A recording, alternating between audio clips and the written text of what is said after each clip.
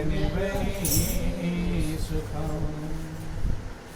अमित महायश आपका, महिमा कही न जाए। नीति नीति कह चुप भय, वेद ग्रंथ सब गाए। महाभयानक अरु कठिन, भव सागर गंभीर। नाम जाज बिठाए कर, मीठे जन की पीर। मेरा मुझ में कुछ नहीं, जो कुछ है सो तो तेरा तुझको सौंप दे, क्या लागे है मोह। बोलिए प्रेम से गुरुदेव महाराज की, सच्चिदानंद भगवान की। बोल वृंदावन बिहारी लाल। बहुत ही सौभाग्य का समय है कि उस महाप्रभु की असीम दया दृष्टि से हम सभी लोगों को ये सत्संग का अवसर मिला है। सत्संग तभी मिलता है जब प्रभु की विशेष कृपा।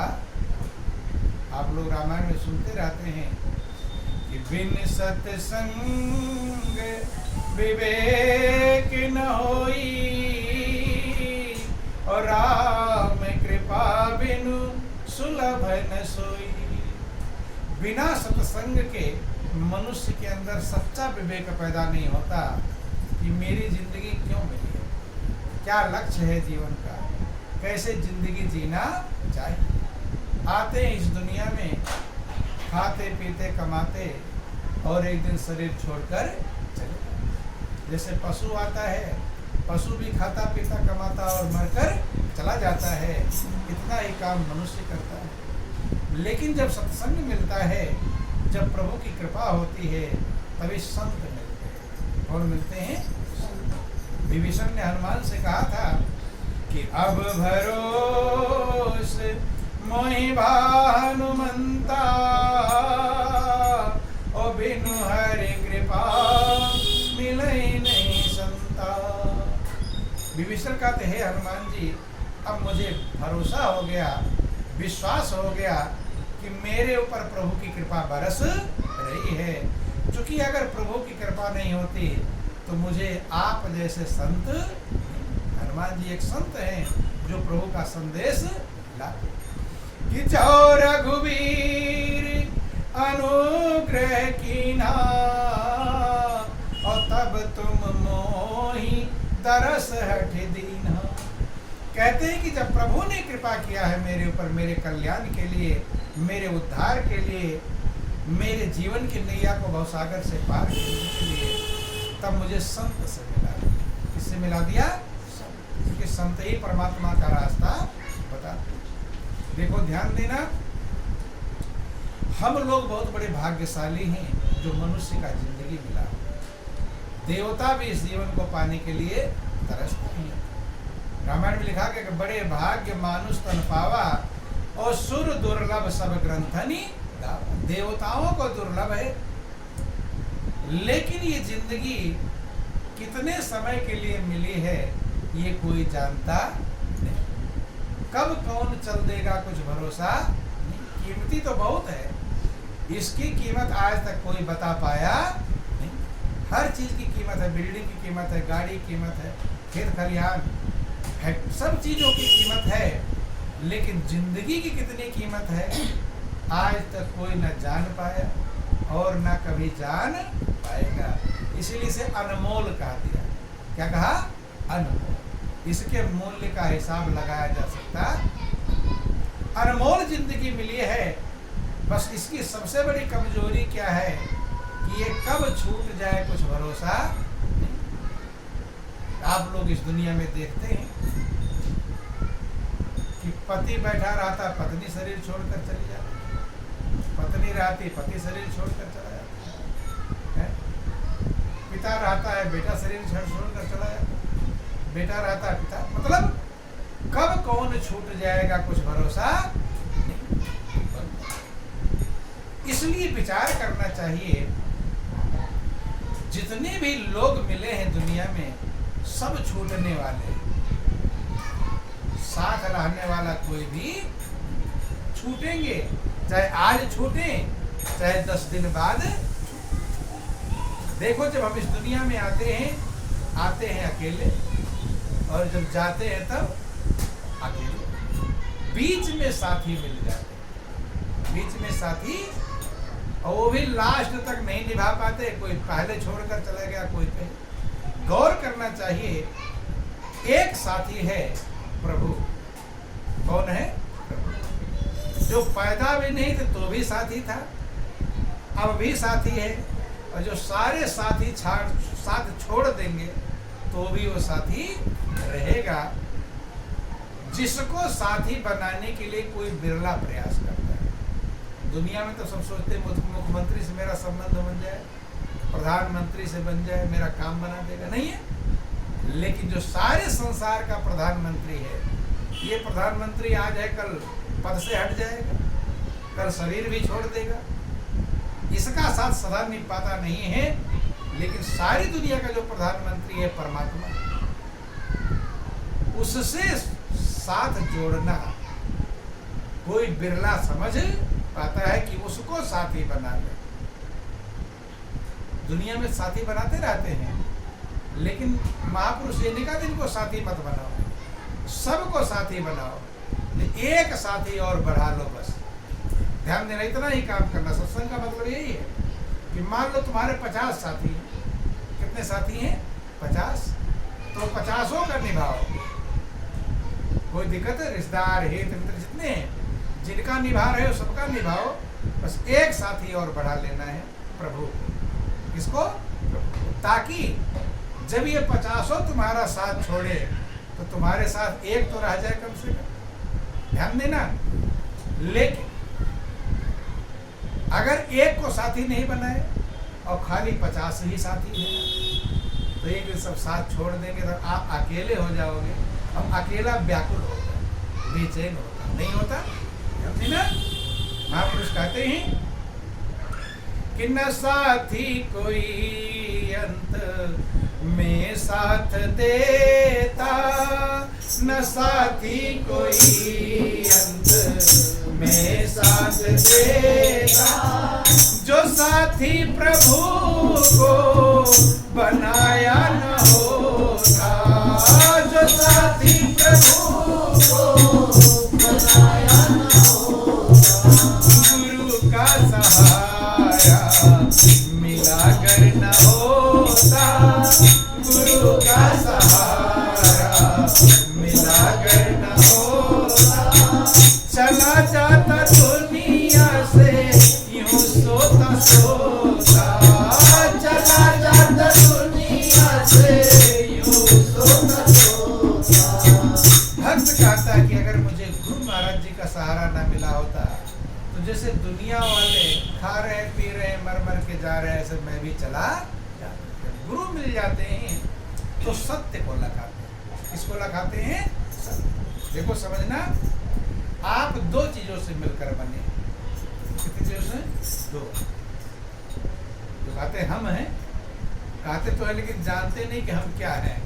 ध्यान देना, आप दो चीजों से मिलकर बने हैं, एक है शरीर और दूसरा है आत्मा। दो ही चीज तो है, एक है शरीर और दूसरी है आत्मा। अब ध्यान देना, इसका दोनों के बारे में हमें समझना है।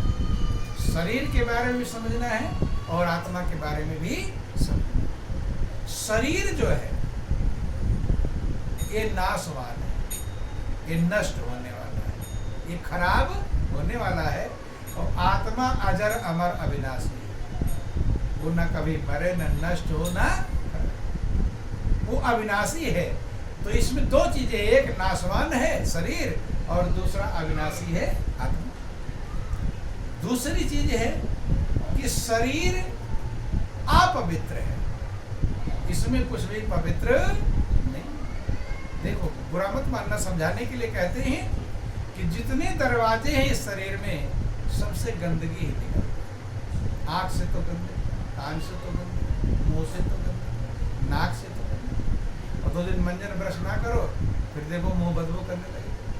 तो अंदर क्या है? गंदे। अपवित्र है जिससे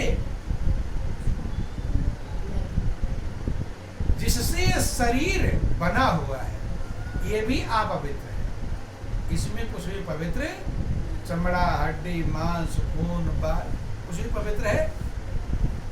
अर्थात शरीर पूरा अपवित्र है। इसीलिए भगवान राम ने तारा को, जो बाल की पत्नी थी, उसको समझाया था कि ये शरीर 5 तत्वों से बना है, अधम है। कैसा है? अधम। कि छित जल पावक गगन समीरा, और पंच रचित अति अधम शरीरा। शरीर अधम, अपवित्र है, ठीक है। लेकिन इसमें एक चीज है पवित्र है, आत्मा। वो पवित्र है, वो अविनाशी है। क्या है वो? पवित्र है। उसी के रहने पर ये अपवित्र भी पवित्र बना हुआ है। समझना? अभी वही निकल जाए तो कोई इसे रखना पसंद करेगा? जल्दी बाहर, क्या कहें, ध्यान देना। उसी के रहने पर एक शरीर की कीमत बनी हुई है, गौर कर। जल्दी कहेंगे बाहर निकालो, क्या कहेंगे? बाहर। फिर कोई छू देगा और छुएगा भी नहीं, मुर्दे के पास भी चला जाएगा तो नहाएगा। ध्यान देना, समझना। अपवित्र है कि नहीं? अभी सब एक दूसरे को छू रहे हैं, कोई हाथ धोने भी नहीं जा रहा, क्योंकि आत्मा मौजूद है। और आत्मा अगर निकल जाए तब छुएंगे भी नहीं, पास भी चले जाएंगे तो नहाएंगे, क्योंकि अपवित्र हो गए। तो शरीर अपवित्र है और आत्मा पवित्र है। उसी के रहने पर ये अपवित्र भी काम चलाओ पवित्र बना हुआ है। उसके निकलने पर ये पूरा का पूरा अपवित्र है। जब वो निकलेगा तो चद्दर भी खराब, वो कमरा भी खराब, कमरा भी धुला जाएगा, जिस बेड पर सोते हैं वो भी सफाई, मतलब पूरा ही खराब हो जाएगा। होगा कि नहीं? अभी पुरानी चद्दर पर सोते होंगे तो खराब नहीं होती, और जिस दिन आत्मा निकलेगी तो नई चद्दर भी खराब हो जाएगी, नहीं होगी? ध्यान देना, समझना। करते सब हैं लेकिन समझता कोई नहीं। अब समझना क्या है कि इन दोनों में हम पहचानते किसे? आप पवित्र को पहचानते हैं कि पवित्र को पहचानते हैं? पहचान किससे है? हमारा जान पहचान किससे है? जो अपवित्र है उसी से पहचान है। इस चमड़े, हड्डी, मांस को तो पहचानते हैं, लेकिन जो पवित्र है आत्मा, उसको पहचानते। तो गंदे को तो पहचाना, लेकिन पवित्र को नहीं पहचाना। इसीलिए हमारा जीवन अपवित्र बना हुआ है। क्या बना है? अपवित्र। समझ लेना। आप लोगों ने सुना होगा कि गुरु के बिना पूजा पाठ लगता नहीं। सुने हैं? सब सुनते हैं, लेकिन क्यों नहीं लगता है इस बात का पता नहीं। कुछ लोग पढ़ लेके सोचते क्यों गुरु के बिना, आप तो पूजा पाठ तो कर रहे, लगेगा क्यों नहीं? इसीलिए नहीं लगता क्योंकि बिना गुरु के सिर्फ शरीर का पता रहता है, आत्मा का पता। आप पवित्र का ज्ञान रहता है, लेकिन पवित्र का ज्ञान नहीं। समझना। जैसे भोजन खूब अच्छा बना हुआ हो, अच्छे मसाले सब डले हुए, अच्छा बना है, लेकिन परसने वाला गंदा संदा आवे और तुम्हें परसने लगे, गोबर मिट्टी लपेटा हुआ है, और उसी हाथ से खाना चालू कर दे तो खाएंगे? फिर खाएंगे? ध्यान देना। भोजन तो अच्छा बना, स्वादिष्ट, लेकिन परसने वाला गंदा संदा लपेटे हुए है और परस रहा है, तो फिर खाने का मन नहीं। ऐसे ध्यान देना। जब तक आपको आत्मा का ज्ञान नहीं होगा, तब तक आप अपवित्र बने हुए हैं। अपवित्र का पहचान है, तो जिसकी पहचान रही वैसे तो रहेंगे। कहते हैं उसका साथी खराब है तो वो भी खराब में गिना जाता है। गिना जाता कि नहीं गिना? जैसा साथी। तो हमारा पहचान किससे है? अभी अपवित्र से है, तो इसलिए हम उसी के साथ अपवित्र बने हुए हैं। गुरु क्या करते हैं? उस आत्मा की पहचान कराते हैं। उसे ही आत्मा कहते हैं और उसे परमात्मा कहते हैं। दोनों अलग अलग नहीं। आत्मा सो परमात्मा। भगवान कृष्ण ने गीता में समझाया कि हे अर्जुन, इस देह में स्थित जो आत्मा है वो परमात्मा का स्वरूप ही है। और इसीलिए सब कहते हैं कि भगवान हृदय में। क्या कहते हैं कि भगवान कि कस्तूरी कुंडल बसे और मृग ढूंढे वन माही, और ऐसे घट घट राम है दुनिया जाने ना। कहते तो हैं भगवान हृदय में, लेकिन जब पूजा करने का नंबर आता हृदय में नहीं पूजा करने जा पाते, क्योंकि उसका रास्ता मालूम नहीं। देखो हनुमान जी की आप पूजा करते हैं, हनुमान जी ने भी यही समझाया कि भगवान हृदय में। कहाँ है? आप लोगों ने फोटो मूर्ति देखा होगा, हनुमान जी सीना फाड़ के राम लक्ष्मण सीता को देखा है। तो ये क्यों दिखाया, क्यों समझाया? ताकि आप समझ जाओ कि भगवान हृदय में। अगर उनकी हनुमान जी की बात लोग मान गए होते तो फाड़ने की जरूरत पड़ती है। बात पर उनके विश्वास नहीं किया होगा तब फाड़ कर प्रमाण दिया। हाँ, दूसरे का नहीं फाड़ा, दूसरे का फाड़ता और लड़ाई हो जाती, नहीं समझ में कष्ट। खुद फाड़ा ताकि जैसे मेरे हृदय में प्रभु हैं ऐसे आपके हृदय में प्रभु हैं। अपने हृदय में प्रभु को पहचानो। क्या करो? पहचानो। लेकिन हनुमान जी की पूजा तो कराए, अगरबत्ती जलाए, लड्डू उड्डू जो चढ़ाना चढ़ाए, लेकिन हनुमान जी क्या समझा रहे हैं इस बात को हमने गौर नहीं, इस बात को हमने समझा नहीं। बोलो वृंदावन बिहारी लाल की जय, उमापति महादेव की जय। तो ध्यान देना, हनुमान जी की सही में तब प्रसन्न होंगे जब वो जो कह रहे हैं उनकी बात हम माने। भाई बेटा बेटी हैं, पिता का ऐसे तो पूजा करे और बात ना माने तो पिता थोड़ा खुश होंगे। बात मानने से ही लोग खुश होते हैं। ध्यान देना, जिसकी बात मानोगे आप वो खुश होगा, जिसकी बात नहीं मानोगे वो खुश होने वाला नहीं। ऐसे हनुमान जी की जब बात आप मानेंगे तब हनुमान जी खुश होंगे। और उनकी बात क्या है कि प्रभु हृदय में है, जैसे मैंने पहचाना है ऐसे तुम भी पहचानो। ये उनकी बात है। रामायण में उसमें लिखा, मैं चर्चा पढ़ते लिखा गया कि रामचरित सुनिबे को रसिया, और राम लखन सीता मन बसिया। हनुमान जी सबसे ज्यादा प्रेम करते हैं प्रभु की चर्चा सुनने से, सत्संग सुनने से, महिमा सुनने से। और प्रभु को हृदय में बसाओ। क्या करो? प्रभु के हृदय में बसाओ। बसाने का मतलब बसे तो सबके हृदय में, लेकिन पहचानो। क्या करो? पहचानो। जैसे घर में करोड़ रुपया गड़ा हुआ हो और नहीं जानते, क्या फायदा? नहीं समझ में, फायदा नहीं है। ऐसे करोड़पति थोड़ा कहलाएंगे, गड़े होने से कुछ नहीं, मिल जाएगा तब करोड़।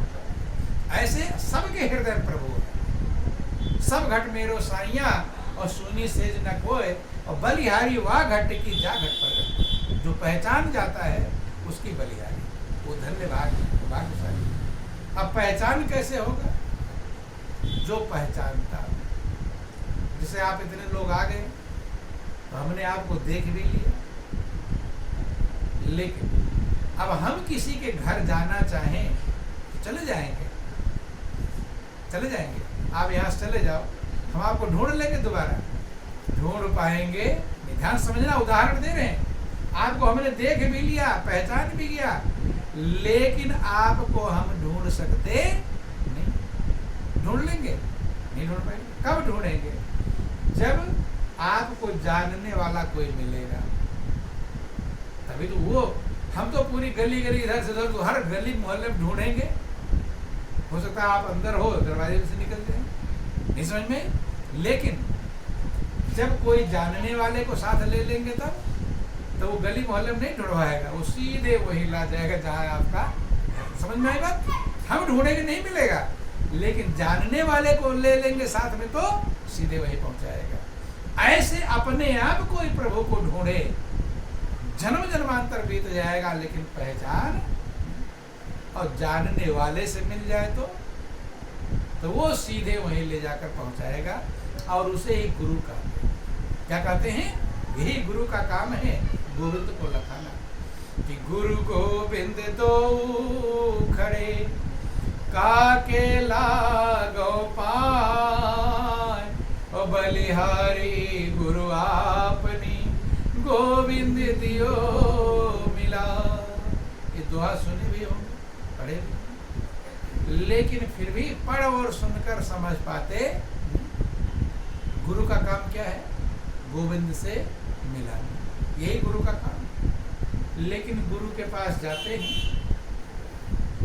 तो गुरु के पास जाकर ये नहीं कहते मुझे गोविंद से मिलाओ। गए, अब जो गुरु ने कान फूंक दिया तो चले आए, कंठी बांध दिया चले आए, मंत्र बता दिया चले आए। अरे गुरु के पास क्यों गए थे? ताकि गुरु गोविंद से मिलाओ, यही तो काम गुरु का है। गु माने अंधकार, रो माने प्रकाश। ध्यान देना, अष्टोमा सदगमय, तमसोमा ज्योतिर्गमय, मृत्योमा अमृतम। गुरु से कहते जो असत्य से सत्य तक पहुंचा दे। असत्य माने जो नाशमान है और सत्य माने जो अविनाशी। अष्टोमा सदगमय, तमसोमा ज्योतिर्गमय, अंधकार से प्रकाश तक पहुंचा दे और मृत्योमा अमृतम गमय, मरणशील संसार से अमृत स्वरूप परमात्मा तक पहुंचा दे, उसे कहते हैं। क्या कहते हैं? इसीलिए गुरु को खोजना पड़ता है। क्या करना पड़ता है? वैसे तो गली गली गुरु घूमते रहा, नहीं घूमते रहा। भिखारी भीख मांगने भी आएगा तो आप पूछोगे नहीं, आपके 7 पीढ़ी का हिसाब बता देगा। बताएगा कि नहीं? पूछ थोड़ा रहे हो, बताओ। वो पहले बोलना चालू कर देगा, तुम्हारे घर में ये था, तुम्हारे ऊपर संकट आया था, तुम्हें ये था, तुम्हें वो था। अरे कौन सा फायदा? अगले को जरूरत ही नहीं तो बताए जा रहे। बताते हैं कि नहीं बताते? महापुरुष कहते हैं कि गली गली गुरुआ फिरे, कंठी माला देत। वो कंठी भी देते हैं कि लो ये एक मुखी रुद्राक्ष है, घर में रख लो, पूरा धन की बढ़ोतरी हो जाएगी। नहीं है तो उसी दिन से कमाना बंद कर देना, ड्यूटी जाना। नहीं, लोग भी मूर्ख हैं, लोग भी वही सोचते। अरे इसी के रखने से अगर बढ़ोतरी हो जाती है तो तू क्यों गली गली घूम रहा है? तेरी बढ़ोतरी हो गई होती है। नहीं समझ में, लोग समझ नहीं पाए, ठगा जाते हैं। इसीलिए महापुरुष कहते हैं कि गली गली गुरुआ फिरे और कंठी माला दे, और कोई धंधा नहीं, द्रव्य कमावन है। द्रव्य कमाने, लेकिन आज से गुरु की पहचान समझ लेना। जब भी गुरु के पास जाना, गुरु के बिना उद्धार नहीं होगा। अपनी जरूरत बतलाना कि मुझे परमात्मा चाहिए। क्या चाहिए? परमात्मा। विवेकानंद, ध्यान देना, विवेकानंद इतने महान हुए। शिकागो में अमेरिका के धर्म सम्मेलन था, पूरे विश्व के महापुरुष आए थे। उनमें सबसे पहला स्थान किसका आया? विवेकानंद। किसका आया? विवेकानंद। चूंकि विवेकानंद भी 7 पुराण वेद पढ़े, बिना गुरु के उद्धार नहीं होगा। इसीलिए उद्धार, परमात्मा को नहीं जानेंगे कैसे उद्धार होगा? तो विवेकानंद ने ढूंढा। विवेकानंद को हजारों गुरु मिले थे, बड़े महामंडल मिले थे। कोई कंठी बता रहा है, कोई मंत्र बता रहा है, कोई एक बार पाठ करो, कोई कहनी मुझे तो परमात्मा चाहिए। अगर तुम जानते हो तो बताओ, नहीं मैं आगे जाऊंगा। सैकड़ों हजारों गुरुओं के पास में गए थे। लास्ट में पहुंचे रामकृष्ण परमहंस के पास। किसके पास गए? रामकृष्ण परमहंस, जो उनके गुरु थे। तब उन्होंने आत्म साक्षात्कार कराया और वही विवेकानंद को ज्ञान पाकर जब अमेरिका गए थे तो इनको अपनी बात रखने का मौका भी नहीं मिल पा रहा। लेकिन जब किसी प्रकार से मौका मिला तो पूरे विश्व धर्म सम्मेलन में सबसे पहला स्थान किसका आया? विवेकानंद का। क्यों? क्योंकि प्रैक्टिकल अलग है और थ्योरी अलग। भोजन के बारे में खूब पढ़ लो, लेकिन खाओ ना तो स्वाद मिल जाएगा। पढ़ना अलग है और खाना अलग है। ऐसे परमात्मा अनुभव का विषय है, वो बातों का विषय नहीं। बात समझ में आ गई? परमात्मा सबके पास है, लेकिन गुरु वो टेस्टर देते हैं। क्या देते हैं? टेस्टर। जैसे तार में बिजली जाती रहती है, अब आप पता करने के लिए क्या लगाते? टेस्टर लगाते हैं। क्या लगाते हैं? तो देख, टेस्टर लगाते पता चल जाता है, बल्ब जल जाता है, तो बिजली है कि नहीं। ऐसे परमात्मा कण कण में, जर्रे जर्रे में, हर जगह मौजूद है, लेकिन उसकी पहचान के लिए टेस्टर चाहिए। क्या चाहिए? टेस्टर है तो जहां भी तार में लगाओगे, प्लग में लगाओ, पता चल जाएगा बिजली है कि। ऐसे गुरु ज्ञान का टेस्टर देते हैं, जिस पर परमात्मा को एक कण कण में जर्रे जर्रे है कि नहीं, एक कण भी खाली। भगवान शंकर कहते हैं कि हरि व्यापक सर्वत्र समाना, और प्रेम ते प्रगट हो ही मैं जाना। भगवान तो सब जगह है, उन्हें ढूंढने की जरूरत नहीं। किसे ढूंढने की जरूरत है? गुरु को ढूंढने की। क्योंकि अगर भगवान एक जगह पर होते तब ढूंढते कहाँ पर है? जब भगवान हर जगह पर, तो ढूंढने की जरूरत जहाँ हो वहीं है। नहीं समझ में? टेस्टर की जरूरत है। किसकी जरूरत है? टेस्टर। जैसे आपको दवाई चाहिए तो दवाई ढूंढते फिरोगे, नहीं मिलेगा। पहले क्या ढूंढोगे? Medical store. क्या ढूंढते? मेडिकल। अब मेडिकल स्टोर पहुंच करके तब कहते भाई ये दवा दीजिए, दवा खाना। ऐसे ही हमें परमात्मा की जरूरत है, लेकिन हमें सदगुरु को ढूंढना। किसको ढूंढना पड़ेगा? देखो, भगवान कृष्ण अर्जुन के साथ में थे, गौर कर लेना, बचपन से सखा है, भगवान साथ है, ममेरे फुफेरे भाई हैं, साले बहनोई का रिश्ता है, सारथी बनकर रथ पर बैठे, चार रिश्ते मौजूद हैं। कितने रिश्ते? एक रिश्ता नहीं, 4 रिश्ते मौजूद हैं कृष्ण और अर्जुन के। लेकिन अर्जुन अभी भगवान को पहचानते, साथ साथ घूम रहे, क्या फायदा होगा जब पहचानेंगे? भगवान कृष्ण अर्जुन से कहते हैं, अर्जुन, गीता अध्याय 4 श्लोक 34 में समझाते हैं कि अगर तू मुझे जानना चाहता है तो तुझे कहाँ जानना पड़ेगा?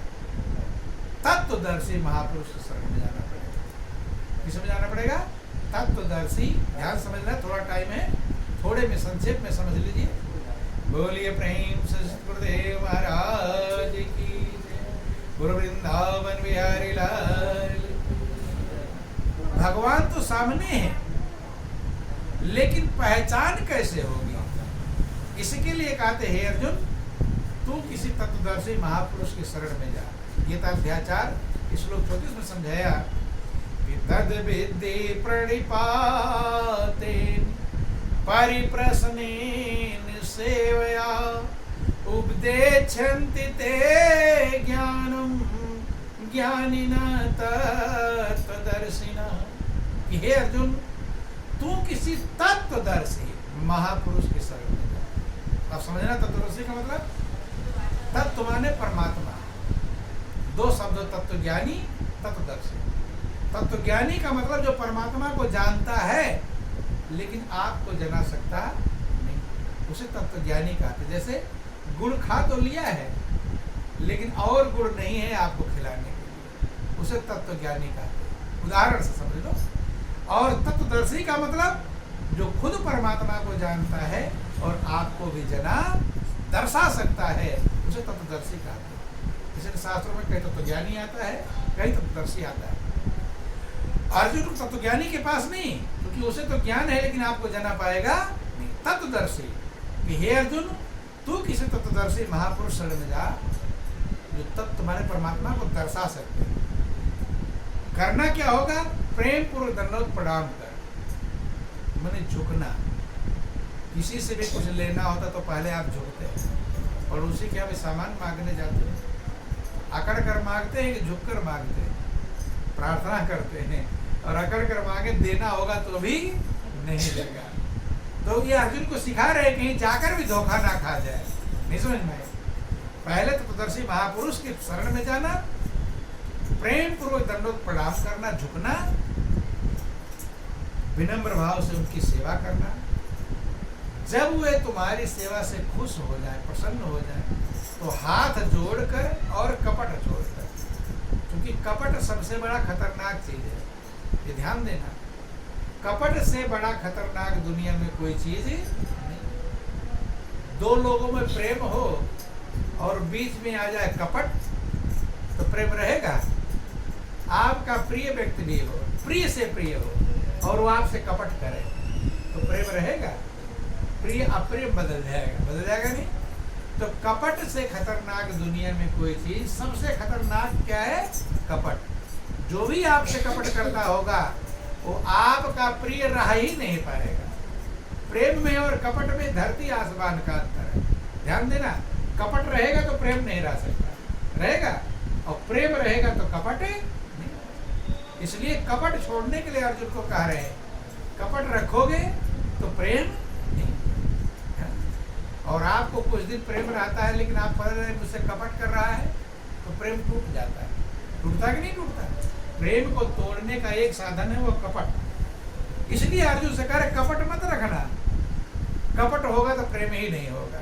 कपट छोड़कर जब तू सरलता पूर्वक प्रश्न करेगा तो एक ज्ञानी महात्मा तुझे तत्व का ज्ञान उपदेश करेंगे, जिससे अपने हृदय में मेरे वास्तविक स्वरूप को पहचान पाएगा। भगवान को कहाँ पहचानेगा? अपने हृदय, बाहर नहीं पहचान सकते। बाहर तो रोज घूम रहे हैं, पहचान कहाँ होगी? कृष्ण अर्जुन के साथ में रोज घूम रहे थे। अर्जुन जानते थे कि होशियार है, मित्र है, साथी है, बुद्धिमान है, लेकिन इस बात का ज्ञान नहीं था कि ये भगवान है। कब पहचाना? जब अर्जुन को कृष्ण ने अंदर वाला ज्ञान दिया, आत्म ज्ञान दिया, तत्व ज्ञान दिया, तब अर्जुन अपने अंदर देखते हैं कि वही कृष्ण मेरे अंदर दर्शन दे रहे हैं, वही बाहर रथ पर खड़े हैं। एक ही व्यक्ति दो जगह मौजूद है, देख रहे हैं कि कृष्ण की आरती देवी देवता उतार रहे हैं। समझ गए कि ये नर नहीं नारायण। सीधे चरणों पर गिर पड़े, आंखों में आंसू की धार है कि हे प्रभु मेरे अपराधों को क्षमा कर देना। आज तक जो खेल खेल में साथी तो समझ रहा था, खेल खेल में लड़ाई भी हुई होगी, उल्टा सीधा भी कहा भी होगा, हे यादव, हे मधुसूदन, हे सखा, जो कुछ भी मुझसे अपराध हुआ हो अज्ञानता में उसे क्षमा कर देना, क्योंकि मैं आपको पहचानता। मुझे क्या पता कि मेरे साथ साथ घूमने वाला, खेलने वाला खुद भगवान ही है। नहीं समझ में? आज मैंने पहचाना। ध्यान देना। तो पहचाना कब? जब अंदर में पहचान। अंदर पहचान होगी तो बाहर पहचान हो जाएगी, और अंदर पहचान नहीं होगी तो बाहर पहचान हो सकती नहीं। इसीलिए महापुरुष समझाते हैं, बस 5 मिनट और टाइम है आपका। कहते हैं कि कण कण में प्रभु हैं, लेकिन वो आंख चाहिए